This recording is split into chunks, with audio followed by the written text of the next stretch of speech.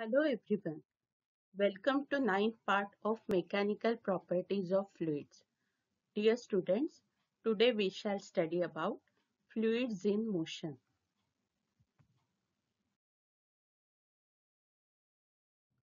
Last few lectures पे हमने fluids at rest के बारे में स्टडी की है। इस वीडियो में हमें फ्लूइड्स इन मोशन के बारे में स्टडी करनी है।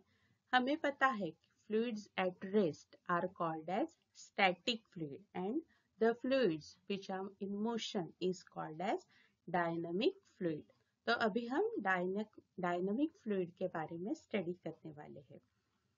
डायनामिक फ्लूइड मतलब क्या, स्टैटिक फ्लूइड मतलब हमने देखा कि अगर हम पानी लेते हैं ग्लास में तो वो एग्जाम्पल है स्टैटिक फ्लूइड का। लेकिन डायनामिक फ्लूइड में अभी हमें फ्लूइड का फ्लो कंसिडर करना है, मूविंग फ्लूइड कंसिडर करना है। तो flow of water through tap, उसके बाद flow of cooking gas through tube, gas से ट्यूब से जो गैस कुकिंग गैस आता है हमारा वो, या flow of water through river और कैनल, यानी रिवर या कैनल में जो पानी फ्लो होता है, ये सभी एग्जाम्पल्स हम ले सकते हैं फ्लूइड्स इन मोशन या डायनामिक फ्लूइड के। तो ऐसी ब्रांच फिजिक्स की जो स्टडी करती है properties of fluids in motion, जब फ्लूइड मोशन में होता है तब उसकी क्या क्या प्रॉपर्टीज है, ये जो ब्रांच स्टडी करती है वो ब्रांच को हम हाइड्रोडायनामिक्स बोलते हैं। हाइड्रो मतलब रिलेटेड टू वाटर या लिक्विड्स एंड डायनामिक्स मतलब the things which are in motion, so combinely hydrodynamics. अब ये जो है फ्लूइड, रियल फ्लूइड जो है, रियल फ्लूइड इन मोशन है, इसकी अगर स्टडी हम करने जाए तो वो बहुत ही एक कॉम्प्लिकेटेड चीज है। इसलिए ये स्टडी थोड़ा सिंपल बनाने के लिए, हमारी स्टडी थोड़ी सिंपल बनाने के लिए हम क्या करेंगे, कुछ अजम्पशन करेंगे जिसमें हमारा बेसिक और बहुत इंपॉर्टेंट अजम्पशन होने वाला है कि जो भी हम फ्लूइड मोशन में कंसिडर करेंगे वो फ्लूइड हमारा डायनामिक फ्लूइड, ये हमारा हमेशा आइडियल फ्लूइड होगा। तो हमारा बेसिक अजम्पशन क्या है यहाँ पे कि हमारा फ्लूइड ये आइडियल फ्लूइड है। अब आइडियल फ्लूइड मतलब क्या, तो तीन चीजें बहुत होना इम्पॉर्टेंट है आइडियल फ्लूइड के लिए। सबसे पहली बात तो है कि आइडियल फ्लूइड ये हमेशा इनकॉम्प्रेसिबल रहता है। आइडियल फ्लूइड हमेशा इनकॉम्प्रेसिबल रहता है। अब इनकॉम्प्रेसिबल का मतलब क्या है, तो उसकी डेंसिटी कभी भी चेंज नहीं होती है, there is no change in its density, तब वो फ्लूइड को हम इनकॉम्प्रेसिबल बोलते हैं। तो आइडियल फ्लूइड में क्या बात है, तो दैट फ्लूइड इज इनकॉम्प्रेसिबल, यानी there is no change in its density. दूसरी बहुत ही इम्पॉर्टेंट बात है, जब भी हम आइडियल फ्लूइड बोलते हैं तो वो हमेशा हमारा नॉन विस्कस होना चाहिए। हमारा फ्लूइड हमेशा नॉन विस्कस होना चाहिए। अब नॉन विस्कस का मतलब क्या है, तो जो फ्लूइड के लेयर्स होते हैं, हम बचपन से कभी भी हमें फ्लूइड दिखाना है तो हम कैसे करते हैं, हम ऐसी यहाँ पे लाइंस बनाते हैं। हमेशा हम कोई भी ड्राइंग निकालते हैं तो पानी अगर दिखाना है तो हम ऐसी ड्राइंग बनाते हैं ना, इसका मतलब क्या है, ये डिफरेंट लेयर्स ऑफ वाटर है। तो ये जो लेयर्स है, अब एक लेयर के ऊपर दूसरी लेयर है, दूसरे के नीचे तीसरी लेयर है, तो ये जो लेयर्स है, ये लेयर्स के बीच में हम फ्रिक्शन अवॉइड कर रहे हैं। आइडियल फ्लूइड मतलब क्या, it is incompressible, it is non viscous, मतलब उसके इसमें दो लेयर्स के बीच में फ्रिक्शन नहीं है। और तीसरा बहुत ही इंपॉर्टेंट अजम्पशन है आइडियल फ्लूइड के अंतर्गत, वो है आइडियल फ्लूइड इज ऑल्सो इररोटेशनल। इररोटेशनल मतलब क्या, रोटेशनल मतलब क्या, गोल गोल घूमना। तो ये इररोटेशनल है, मतलब ये गोल गोल नहीं घूम रहा है। आमतौर पर भी जब कभी हम नदी किनारे जाते हैं तो हम हमेशा नदी के अंदर जाके बैठते हैं क्या, नहीं, we use to sit on a bank of the river, क्यों? क्योंकि वहां पे जो फ्लूइड है वो इरोटेशनल होता है, लेकिन जैसे जैसे हम फ्लूइड के अंदर अंदर जाएंगे, उसके बैंक से अंदर अंदर जाएंगे, तो वो फ्लूइड गोल गोल गोल गोल हमें दिखाई देता है। यानी वहां पे वो रोटेशनल मोशन उसका होता है और उसकी वजह से वहां का फ्लूइड ऐसे गोल गोल घूमते हुए उसकी वहां पे वेलोसिटी भी बहुत ज्यादा होती है।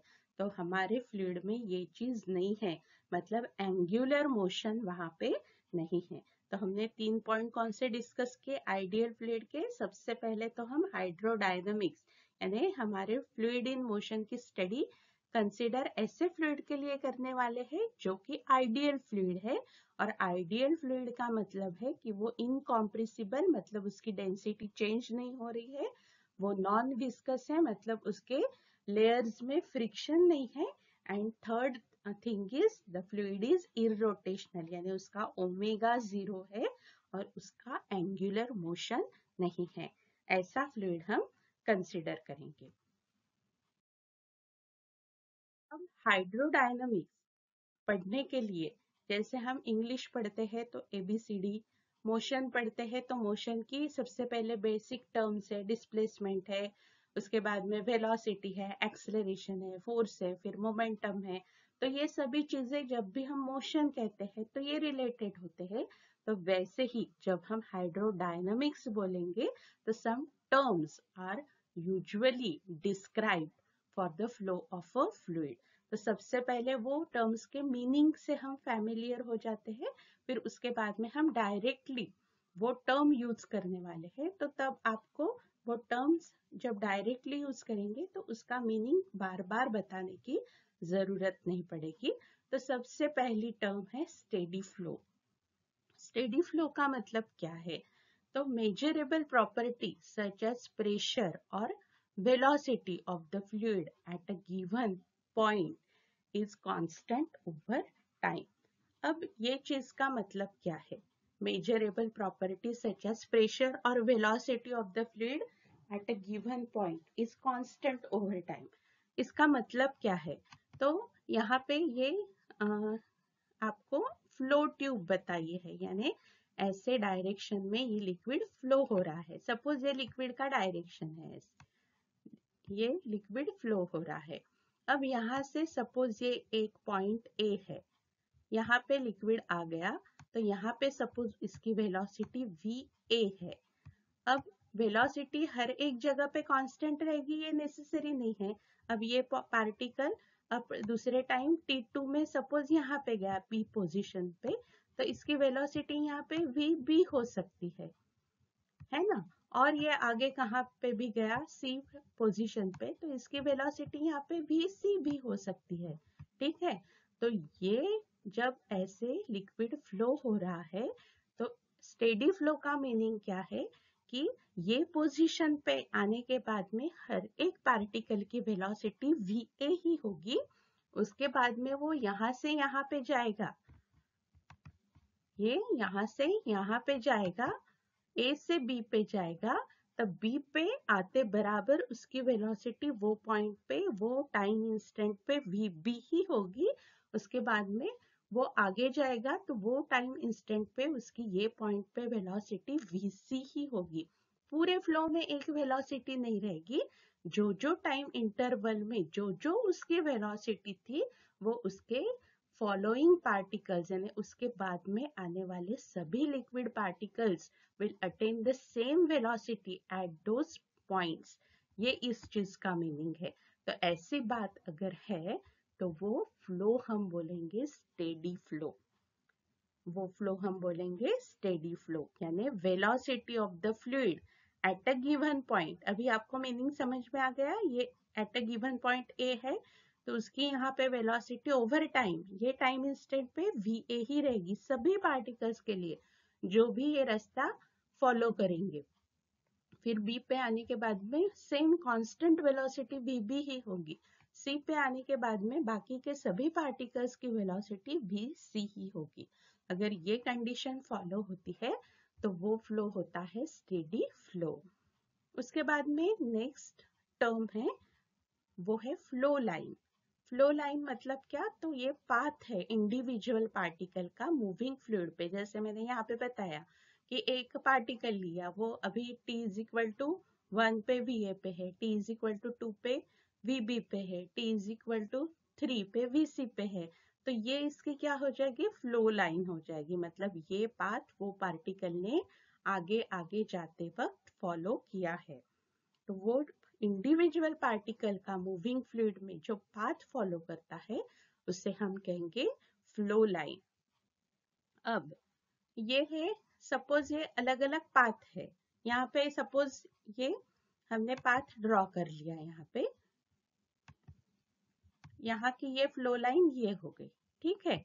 अब स्ट्रीम लाइन में क्या है, ये सपोज कर्व है, along the curve this liquid is moving.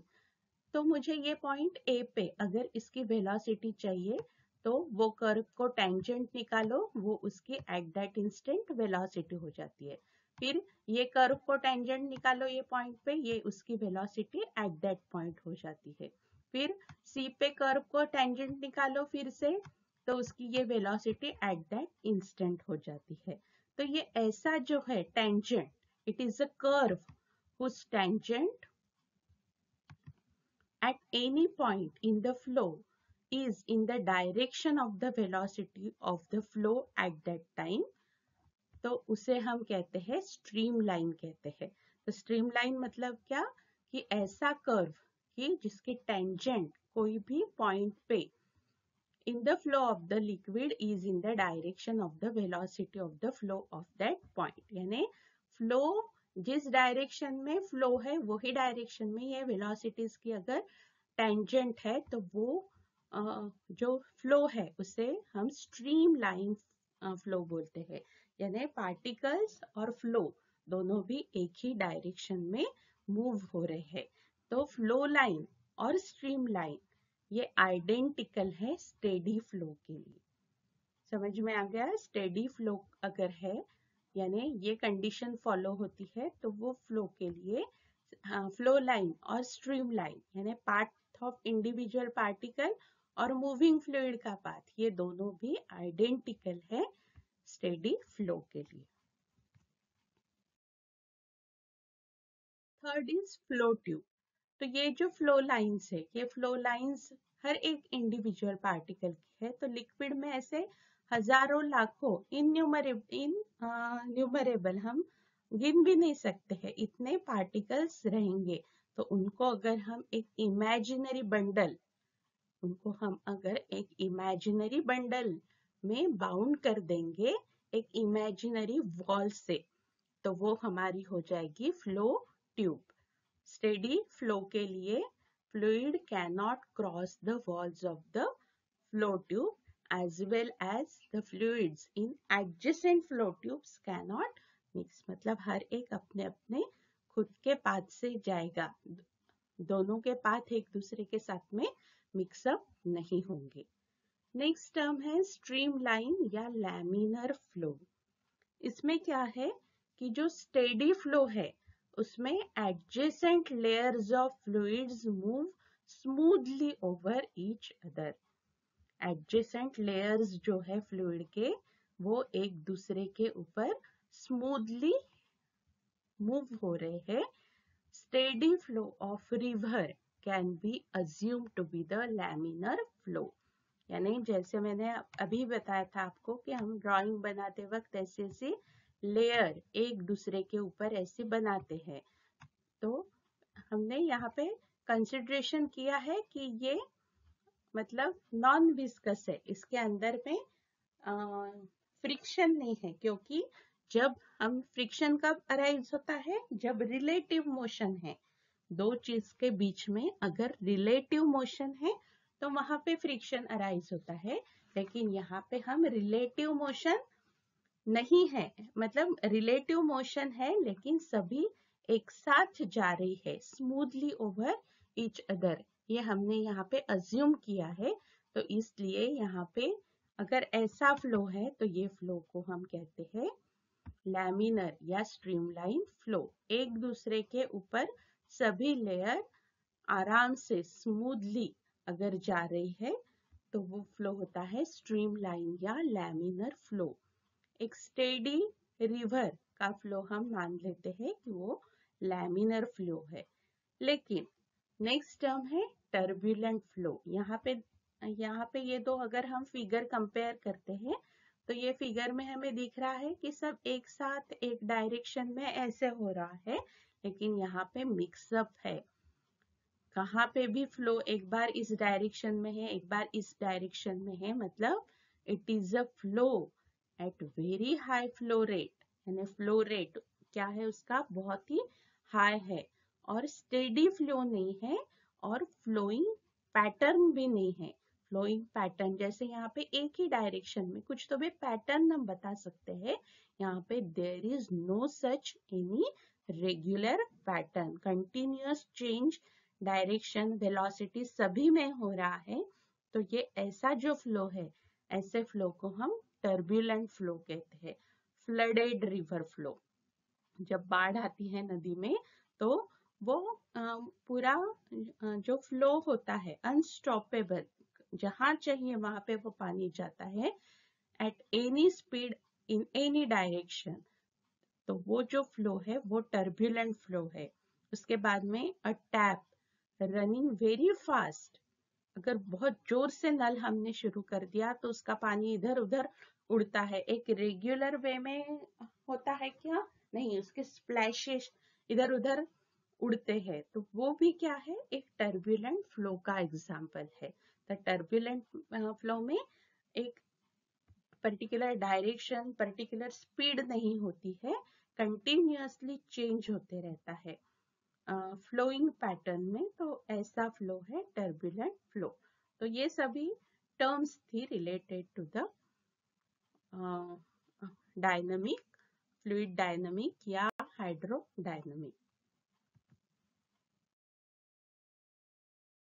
अभी यहाँ पे ये टेबल में आपको डिफरेंस दिया है, तो सिंपल डिफरेंस है। आप लोग जो अभी स्ट्रीमलाइन या टर्बुलेंट फ्लो हमने डिस्कस किया वो ही पॉइंट से टेबल में है। तो एग्जाम पॉइंट ऑफ व्यू से ये क्वेश्चन आ सकता है आपको कि differentiate between streamline flow and turbulent flow. अगर 2 मार्क्स के लिए पूछते हैं तो only 2 points are important, but it is always better to learn all the points, and it is always necessary to understand all the points so that you can write any 2 points at the time of your examination. अब यहाँ पे critical velocity and Reynold number, ये एक रिलेटेड topic है dynamic fluid के लिए, fluid in motion के लिए। फ्लूइड का जो फ्लो होता है वो स्ट्रीमलाइन है या टर्बुलेंट है, ये differentiated on the basis of the velocity of the flow and the. हमने देखा है कि स्ट्रीमलाइन और टर्बुलेंट ये हमने डिफरेंशिएट कैसे किया है। स्ट्रीमलाइन में एक ही डायरेक्शन में रहते हैं, दोनों लेयर एक दूसरे के ऊपर स्मूथली मूव होती है, लेकिन टर्बुलेंट में ना तो वेलोसिटी सेम होती है ना उसकी डायरेक्शन सेम होती है। तो ये दो पॉइंट से हमने स्ट्रीमलाइन को और टर्बुलेंट को डिफरेंशिएट किया है। तो एक जो वेलोसिटी है जिसके बियॉन्ड, मतलब पहले जैसे हम लेते हैं कि रिवर का एग्जांपल लिया हमने, स्टेडी फ्लो ऑफ रिवर, ये क्या है, एग्जांपल ऑफ स्ट्रीमलाइन है, लेकिन कुछ कारणवश वो रिवर में बाढ़ आ जाती है, फ्लड आ जाता है, और उसकी कंडीशन जो स्मूथली फ्लोइंग थी वो अभी टर्बुलेंट में हो जाती है। रिवर एक ही है, एक बाढ़ आने के पहले की, एक बाढ़ आने की बाद की। तो velocity beyond which a streamline flow becomes turbulent, उसे हम वो वेलोसिटी को हम कहते हैं क्रिटिकल वेलोसिटी। क्रिटिकल वेलोसिटी ये टर्म आपको ग्रेविटेशन में भी आने वाली है, आके गई है 11th स्टैंडर्ड के इसमें, लेकिन ये विथ रेफरेंस टू फ्लूइड है, तो यहाँ पे उसका मीनिंग थोड़ा अलग है। तो फ्लूइड्स में क्रिटिकल वेलोसिटी क्या है, तो फ्लूइड्स में क्रिटिकल वेलोसिटी ऐसी वेलोसिटी है कि जिसके ऊपर पानी का या फ्लूइड का फ्लो ये स्ट्रीम लाइन से टर्बुलेंट हो जाएगा। ऐसी वेलोसिटी जिसके बाद में फ्लूइड का फ्लो ये स्ट्रीम लाइन से टर्बुलेंट हो जाएगा। और यही चीज क्रिटिकल वेलोसिटी के बारे में कंट्रीब्यूशन है साइंटिस्ट ओसबोर्न रेनॉल्ड्स का, जिनका पीरियड है 1842 से लेके 1912 तक का। तो उन्होंने क्रिटिकल वेलोसिटी के लिए, अब इसका डेरिवेशन कैसे आ गया है, Vc is equal to Rn eta divided by rho d। ये कैसे आया है? It is not within the scope of your syllabus. आपको ये डायरेक्टली यहाँ पे क्रिटिकल वेलोसिटी का मतलब ये वेलोसिटी के बाद में अगर लिक्विड ये वेलोसिटी क्रॉस करता है तो वो स्टेडी फ्लो न होते हुए, स्ट्रीमलाइन फ्लो न होते हुए वो टर्बुलेंट फ्लो हो जाएगा। तो ये कंट्रीब्यूशन या ये क्रिटिकल वेलोसिटी के लिए एक्सप्रेशन ओसबोर्न रेनॉल्ड्स ये साइंटिस्ट ने दिया है, और वो एक्सप्रेशन है Vc यानी critical velocity is equal to Rn into eta divided by rho into d, where ये Vc is critical velocity, Rn ये रेनॉल्ड नंबर है। चैप्टर 1 डायमेंशनल एनालिसिस 11 चैप्टर में अभी आगे आने वाली जो कुछ कुछ टर्म्स है ये आपने पहले से ही सुन रखी है, लेकिन 11th स्टैंडर्ड में डायमेंशंस में आपको तब उतनी समझ में नहीं आती है।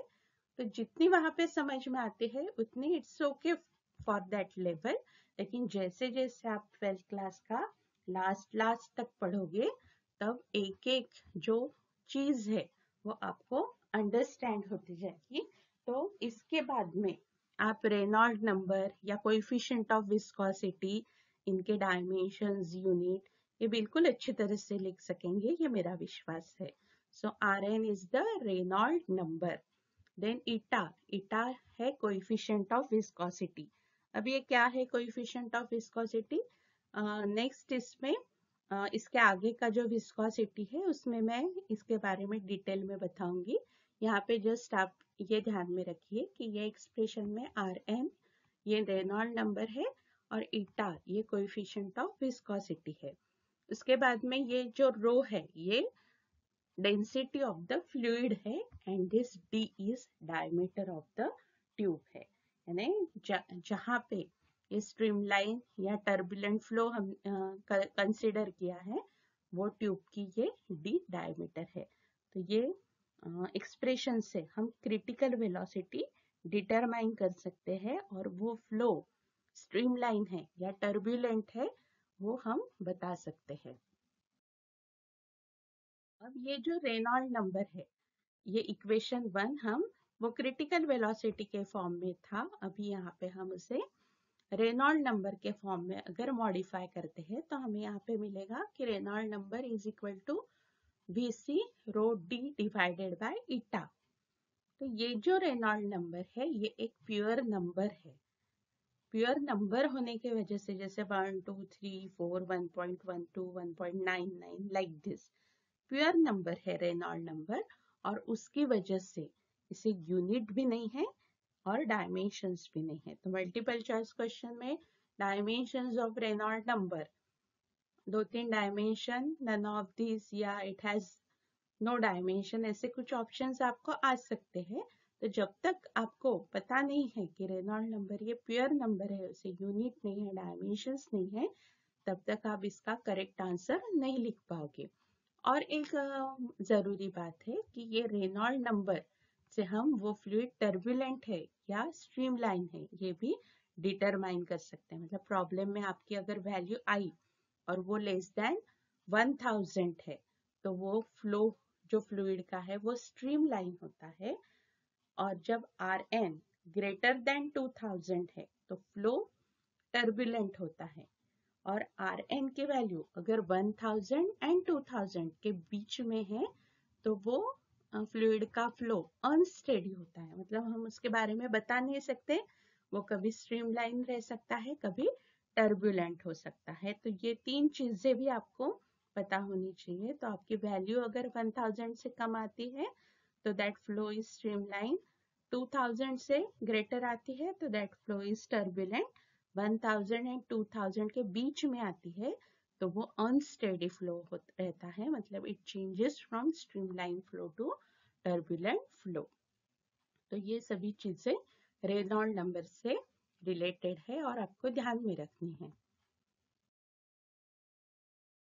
अब बहुत इंपॉर्टेंट टॉपिक के तरफ हम यहाँ पे बढ़ने वाले हैं। लेक्चर की शुरुआत में ही मैंने बताया था कि हमने आइडियल फ्लूइड लिया था अब तक, हमने आइडियल फ्लूइड लिया था अब तक, लेकिन अभी वहां पे हमने जो अजम्पशंस किए थे कि इनकॉम्प्रेसिबल है, नॉन विस्कस है, इररोटेशनल है, लेकिन यहाँ पे विस्कोसिटी, विस्कोसिटी मतलब क्या, तो हमें फ्लूइड के फ्रिक्शन के बारे में अभी पढ़ना स्टार्ट करना है। अभी तक हमने फ्लूइड का फ्रिक्शन अवॉइड किया था, यानी हमारा जो फ्लूइड है वो नॉन विस्कस था। नॉन विस्कस का मैंने आपको मीनिंग बताया था कि दो लेयर्स के बीच में फ्रिक्शन नहीं है, लेकिन अभी विस्कोसिटी, जब ये प्रॉपर्टी हम फ्लूइड की स्टडी करते हैं तो इसलिए हमें फ्लूइड के फ्रिक्शन के बारे में पढ़ना पड़ता है। और फ्लूइड का जो फ्रिक्शन है ये सॉलिड के फ्रिक्शन से, फ्रिक्शन ये वर्ड हमें इसके पहले भी आ गया है, हमने 11th स्टैंडर्ड में ही फ्रिक्शन पढ़ा है, वो सॉलिड्स के लिए पढ़ा था, लेकिन ये फ्रिक्शन फ्लूइड्स के लिए है। और फ्रिक्शन सॉलिड्स का और फ्लूइड का हम देखेंगे कि ये अलग अलग होता है। आइडियल लिक्विड के लिए हमने लिया था कि विस्कोसिटी नहीं है, और विस्कोसिटी ये फ्रिक्शन की प्रॉपर्टी है, यहाँ पे फ्रिक्शन की प्रॉपर्टी है। और फ्रिक्शन कब आता है, जब there is relative motion between the two layers. ये जो पानी की लेयर्स होती है, दो लेयर्स में अगर रिलेटिव मोशन है तो ही हम क्या कहते हैं, वहां पे फ्रिक्शन आता है। अब आप लोग यहाँ पे बोल सकते हो कि फ्लूइड तो एक ही दिशा में जाता है, फिर वहां पे फ्रिक्शन कैसे क्या आता है, तो ये हम सबसे पहले डिस्कस करेंगे और उसके बाद में आगे जाएंगे। उसके लिए आपने ये चीज हमेशा एक्सपीरियंस की होगी कि जब कभी भी हमारे हाथ से पानी गिरता है कभी भी, तो हम झट से कपड़ा लेके उससे पोंछने जाते हैं, क्योंकि हमें पता है कि वो फ्लूइड या वो जल्दी से बह सकता है और इधर उधर वो जल्दी से फैल सकता है। लेकिन जब एक आधा कफ सिरप है या हनी है, शहद है, वो जमीन पे भी गिर गया तो भी वो जैसे के तैसा ही रहता है, बिल्कुल थोड़ा सा इधर उधर बहेगा, लेकिन generally it's either sticks to the container और sticks to the floor where it has fail. तो इसका मतलब क्या है कि ये दो जो डिफरेंस है, मतलब पानी बहता है और शहद या सिरप बहता नहीं है, या बिल्कुल धीरे धीरे बहता है, ऑयल है, तो ये डिफरेंस जो है बहने का, ये फ्रिक्शन की वजह से है। हर एक फ्लूइड में अपना अपना फ्रिक्शन होता है और वो फ्रिक्शन की वजह से उनके बहने में, यानी जब सभी फ्लूइड्स बहते हैं लेकिन उनके बहने में भी क्या है, डिफरेंस आता है, ये due to the friction in the fluid. ये फ्रिक्शन है फ्लूइड का within the fluid itself and between the fluid and its surrounding. ये जो फ्लूइड का सराउंडिंग के साथ में जो फ्रिक्शन होता है उसकी वजह से, और फ्लूइड के जो आपसी लेयर होते हैं एक दूसरे के ऊपर, उनकी वजह से भी ये फ्रिक्शन वहां पे होता है। तो ये जो प्रॉपर्टी है फ्लूइड की, कौन सी, फ्रिक्शन की, फ्रिक्शनल प्रॉपर्टी ऑफ फ्लूइड या फ्लूइड फ्रिक्शन, इसे हम क्या कहते हैं, विस्कोसिटी। तो दो वर्ड्स में विस्कोसिटी का मीनिंग क्या है, तो फ्लूइड फ्रिक्शन या friction in fluid is the viscosity. तो वाटर की विस्कोसिटी, वाटर में फ्रिक्शन ये कम है, और शुगर सिरप या हनी या कफ सिरप, इनकी विस्कोसिटी ज्यादा है, हाई है, इसकी वजह से दोनों के फ्लो में डिफरेंस है। यहाँ पे ये स्कीमेटिक प्रेजेंटेशन बताया है विस्कस एंड नॉन विस्कस जो फ्लूइड का फ्लो है उसका। यहाँ पे है note that there is no dragging force in the non-viscous flow. Water का हमने देखा कि वाटर जल्दी से बह जाता है, उसकी विस्कोसिटी कम है, उसका फ्रिक्शनल फोर्स कम है, फ्लूइड फ्रिक्शन कम है। ये सभी स्टेटमेंट्स हमने यहाँ पे किए हैं। ड्रैगिंग फोर्स का मीनिंग क्या है? अभी ये लिक्विड इस डायरेक्शन में बह रहा है, उसके नीचे इसकी ये दूसरी लेयर है। अब ये दोनों भी अगर एक ही डायरेक्शन में और एक ही वेलोसिटी के साथ में अगर मूव हो रहे हैं तो इनमें फ्रिक्शन आने की बात नहीं है।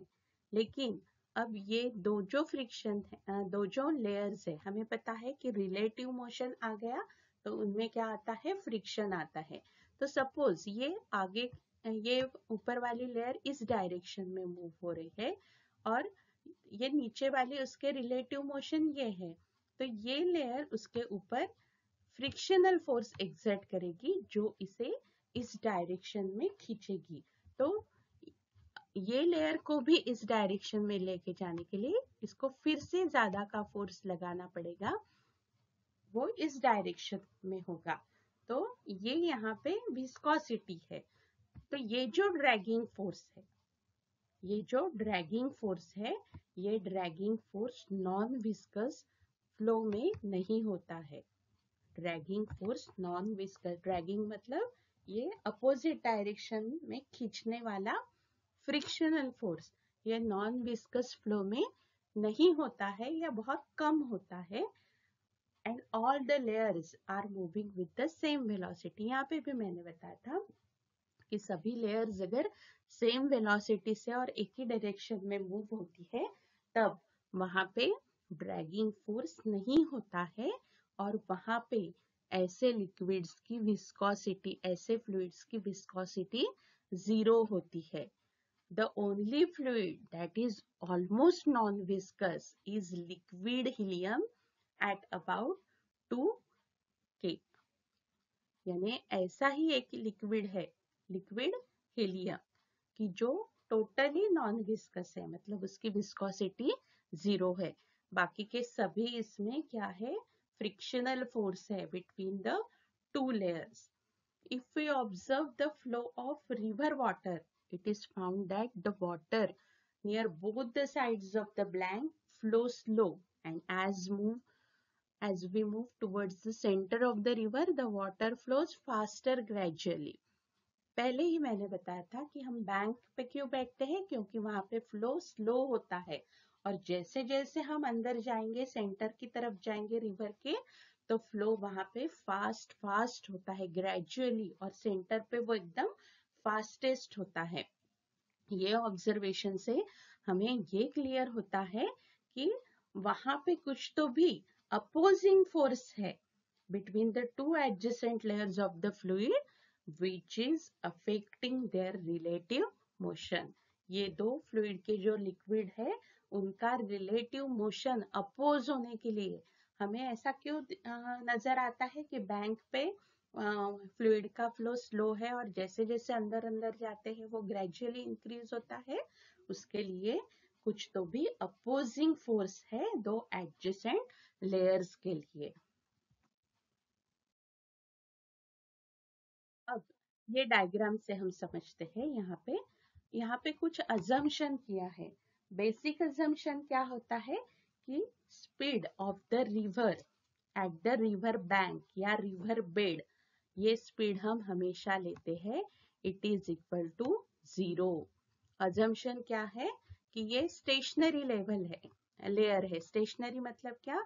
यहाँ पे हमने अज्यूम किया है कि speed of water at the river bed ये 0 है, यहाँ पे इसकी वेलोसिटी 0 है। अब जैसे जैसे हम ग्रेजुअली यहाँ से ऐसे जाएंगे इस डायरेक्शन में, तो आपको ये दिख रहा है कि वेलोसिटी थोड़ी बढ़ी, फिर और थोड़ी बढ़ी। सपोज हम ये 1 लेते हैं, यहाँ पे 2 आ गई, यहाँ पे 3 आ गई, यहाँ पे 4 आ गई, 4 मीटर पर सेकेंड, यहाँ पे 5 आ गई। समझ में आ रहा है?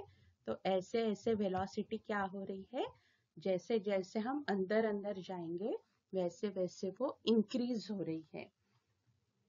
चेंज इन द वेलोसिटी पर हाइट, ये जो है चेंज, यानी जितना जितना अंदर जाएंगे उतना उतना वेलोसिटी में चेंज आ रहा है, वेलोसिटी इंक्रीज हो रही है। तो ये जो वेलोसिटी में चेंज है with respect to the distance, इसे नाम दिया गया है विस्कस ड्रैग। समझ में आ गया? Viscous drag. तो विस्कोसिटी ये अगर लिक्विड की प्रॉपर्टी है तो विस्कस ड्रैग मतलब क्या है? विस्कस ड्रैग ये ड्रैगिंग फोर्स है, ऐसा फोर्स है कि जिसकी वजह से जो फ्लूइड है वो ड्रैगिंग फोर्स एक्सपीरियंस कर रहा है। डिफरेंट लेयर्स में relative motion between the different layers of the fluid, ये ड्रैगिंग फोर्स एक्सपीरियंस कर रहा है। तो ये जो है उसे हम कहते हैं विस्कस ड्रैग। विस्कस ड्रैग मतलब क्या? तो it is the change in velocity per distance, change in the velocity per distance from this reference layer. Reference layer मतलब क्या? हमने रिवर का बेड लिया था यहाँ पे। तो अब ये जो विस्कस फोर्स है, ये विस्कस फोर्स अगर वहां पे है तो वेलोसिटी ग्रेडियंट भी होना जरूरी है। अगर विस्कस फोर्स नहीं है, विस्कस फोर्स नहीं है तो वहां पे वेलोसिटी ग्रेडियंट भी नहीं होगा। विस्कस फोर्स है तो वेलोसिटी ग्रेडियंट होगा, और वेलोसिटी ग्रेडियंट अगर 0 है तो विस्कस फोर्स भी वहां पे 0 होगा। तो ये जो है डायग्राम, इसे हम कहते हैं velocity profile of the liquid fluid. ये क्या है? फ्लूइड की, ये फ्लूइड की वेलोसिटी प्रोफाइल डायग्राम है, जिसकी वजह से हमें फ्रिक्शन दो लेयर्स के, यानी यहाँ पे 0 ली तो इसके ऊपर की लेयर ये अलग वेलोसिटी से मूव हो रही है, इसके ऊपर की लेयर और अलग वेलोसिटी से मूव हो रही है, उसके ऊपर की लेयर और अलग वेलोसिटी से, यानी सभी लेयर एक ही दिशा में तो जा रही है लेकिन हर एक लेयर की वेलोसिटी अलग अलग होने के कारण उनमें फ्रिक्शन आ रहा है। अगर सभी लेयर्स की वेलोसिटी एक ही होती तो उनमें रिलेटिव मोशन नहीं होता, लेकिन अभी इसके इमीडिएट नीचे वाले लेयर की वेलोसिटी अलग है, इसलिए ये दोनों में डिफरेंस आ गया। तो इसे ही हम कहते हैं विस्कस ड्रैग कहते हैं। लिक्विड्स में विस्कस ड्रैग ये short range molecular cohesive forces की वजह से होता है, और गैसेस में ये फास्ट मूविंग मॉलिक्यूल्स के बीच के कोलिजन की वजह से ये विस्कस ड्रैग वहां पे अराइज होता है। और लिक्विड्स और गैसेस में जब तक रिलेटिव वेलोसिटी लेयर्स के बीच की स्मॉल रहेगी तब तक ये विस्कस ड्रैग ये सिर्फ रिलेटिव वेलोसिटी को प्रोपोर्शनल रहेगा, लेकिन टर्बुलेंट फ्लो में यही proportionality higher power of relative velocity की तरफ चली जाती है, और उसकी वजह से विस्कस ड्रैग वहां पे एकदम फास्ट रैपिड उसमें इंक्रीज आ जाता है। तो ये जो रेट है, rate of change of velocity dv by dx, कितने वेलोसिटी चेंज है कितने डिस्टेंस पे, यानी दो लेयर के बीच का अंतर और दो लेयर के बीच के वेलोसिटी का डिफरेंस, ये है, इसे हम कहते हैं वेलोसिटी ग्रेडियंट, इसे कहते हैं हम वेलोसिटी ग्रेडियंट। और ये वेलोसिटी ग्रेडियंट हमेशा स्टेशनरी लेयर के रेफरेंस में हमेशा हम मेजर करते हैं। इससे ही हमें बहुत ही एक इम्पॉर्टेंट फॉर्मूला मिलने वाला है, जो है कोएफिशिएंट ऑफ विस्कोसिटी का। तो ऐसे देखा गया है कि स्ट्रीमलाइन फोर्स के लिए ये जो विस्कस फोर्स है, ये विस्कस फोर्स मतलब क्या, जो दो लेयर्स के बीच में एक्ट हो रहा है, ये डायरेक्टली प्रोपोर्शनल होता है एरिया ऑफ द लेयर के लिए और velocity gradient dv by dx। dv मतलब क्या, चेंज इन द वेलोसिटी। अभी हमने देखा था दो वेलोसिटीज में डिफरेंस है दो लेयर्स में, और dx is the separation between the two layers. तो ये फोर्स डायरेक्टली प्रोपोर्शनल है a को। यहाँ पे a क्या है, a is the area of the layer. A is the area of the layer and dv by dx is the velocity gradient. इससे अगर हम proportionality sign रिमूव करते हैं तो यह है इटा। इटा को कहते हैं हम coefficient of viscosity of the liquid। तो obviously ये liquid का coefficient है, तो ये टाइप ऑफ द लिक्विड के ऊपर डिपेंड करेगा, और कोएफिशिएंट ऑफ विस्कोसिटी ये टेम्परेचर के ऊपर भी डिपेंड करता है। जितना ज्यादा टेम्परेचर उतना कम कोएफिशिएंट ऑफ विस्कोसिटी होता है। कोएफिशिएंट ऑफ विस्कोसिटी का यूनिट जो है ये है, हम वो फॉर्मूले से हम इटा के लिए फॉर्मूला अगर मॉडिफाई करते हैं तो ये viscous force divided by A into velocity gradient हो जाता है। तो ऐसा यूनिट इसका आ जाएगा newton second per metre square. CGS unit newton की जगह डाइन सब्स्टिट्यूट किया, सेकेंड पर सेंटीमीटर स्क्वायर, जिसे कंबाइनली हम कहते हैं पॉइज। रिलेशन क्या है पॉइज और newton second per metre square का, तो 1 poise is either equal to 10 to the power -1 newton second per metre square, या आप ऐसे भी लिख सकते हो कि 1 newton second per metre square is equal to 10 poise. उसके बाद में ये भी बहुत इंपॉर्टेंट है, हमेशा पूछते हैं dimensions of eta. Dimensions of eta is m1 l-1 t-1।